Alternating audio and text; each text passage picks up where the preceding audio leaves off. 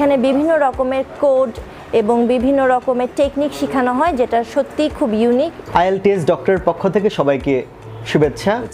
সবচেয়ে বড় remarkable thing হলো তুমি IELTS রিডিংয়ে 8 পেয়েছো, লিসেনিংয়ে 8 পেয়েছো, অন্যগুলোতে 7 ব্যান্ড করেছো। আমরা যারা বেসিক্যালি IELTS এর সাথে কানেক্টেড, আমরা জানি IELTS রিডিং সেকশনটা সবচেয়ে টাফেস্ট ধরা হয়। যখন আমরা রিডিং করেছি, রিডিং আমাদের কিছু কোডিং প্রসেস ছিল, যেগুলি বাংলাদেশে আমার মনে হচ্ছে কেউ এখন পর্যন্ত কোডিং প্রসেসে রিডিংগুলি করায়নি।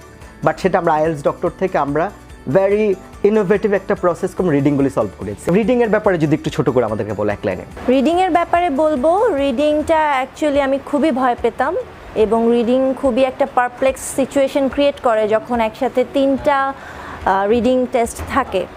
বাট IELTS ডক্টরসে যেটা হয়েছে, আমাকে কন্টিনিউয়াসলি ধীরে ধীরে একটা প্রোগ্রেসিভ মোডে আমাকে এখানে শেখানো হয়েছে এবং রিডিংগুলা খুবই ইউনিক কিছু রিডিং এখানে আমি করেছি, যেটা আমি ইউটিউবে বিভিন্ন চ্যানেল বা অন্যান্য অনেক কোচিং সেন্টার বা এডুকেশনাল ইনস্টিটিউশনে আমি ট্রাই করেছি, বাট এরকম আমি দেখিনি।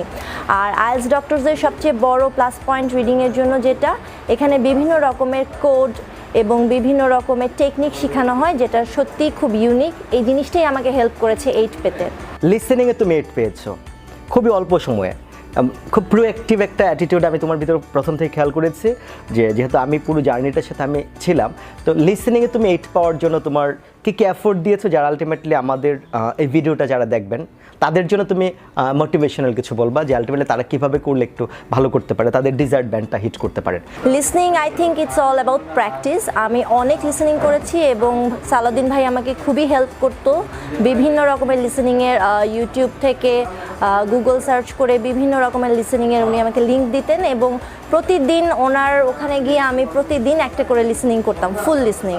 এবং আমি যতই করতে না চাইতাম, সালাউদ্দিন ভাই খুবই জোর করতেন এবং সবসময় বলতেন যে না, এটা করতে হবে, practice makes a man perfect. স্পিকিংটা তুমি যেহেতু একটা মেডিকেল কলেজের টিচার, সো আলটিমেটলি তুমি ইউজ টু ইংলিশে তাদেরকে স্পিচ কন্ডাক্ট করা, তো তোমার লেকচারটা ডেলিভার করেছে অলওয়েজ ইংলিশে। সো এখানে আমি স্পিকিং নিয়ে বেশি কথা বলবো না, কিন্তু আমি একটু শুনতে যাব, আমরা যেমন IELTS স্পিকিং যখন করাই তখন আমাদের এখানে অনলি 6 প্যাটার্নস থাকে, ওখানে আমরা চমৎকার কিছু চাং প্যাটার্ন দিয়েছি, সেগুলির সাথে তুমি ইউজ টু হয়েছে এবং খুব চমৎকার করে তুমি ডেলিভার করেছো।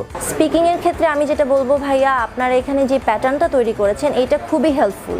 যে কোনো রকমের কোশ্চেন আসলেই অ্যান্সার অ্যাকচুয়ালি করা যায়, কারণ কয়েকটা স্পেসিফিক মডিউল আপনি যেটা আমাদের শিখিয়েছেন এইটা অ্যাকচুয়ালি খুব হেল্প করে এবং নার্ভাসনেসটা একদমই কাজ করে না, যেহেতু IELTS ডক্টরসে কন্টিনিউয়াসলি স্পিকিংয়ের প্র্যাকটিস হতো, কোরাস হতো, কন্টিনিউয়াস একটা প্রসেসের মধ্যে ছিলাম। তো এই জন্য স্পিকিংটা আসলে ভয় লাগেনি, বাট লাগার হয়তো কথা ছিল। আমি নিজেও ভেবেছিলাম ভয় পাবো, কিন্তু আমি ভয় পাইনি। প্রচুর রাইটিং আমরা করেছি, রাইটিংয়ে তুমি 2-1 লাইন বলবা।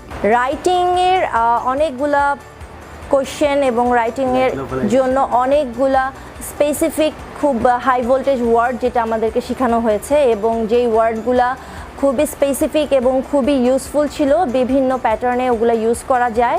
আর প্রচুর পরিমাণে যেহেতু রিডিং আমরা শিখেছি, তো সেখান থেকে বিভিন্ন রকমের ওয়ার্ড এবং বিভিন্ন সেন্টেন্সের স্ট্রাকচার সমস্ত কিছুই আমাদেরকে শেখানো হয়েছে, সেটাই রাইটিংয়ে আমি দিতে পেরেছি আমি মনে করি। এই জন্যই আসলে একটা ভালো স্কোর এসেছে।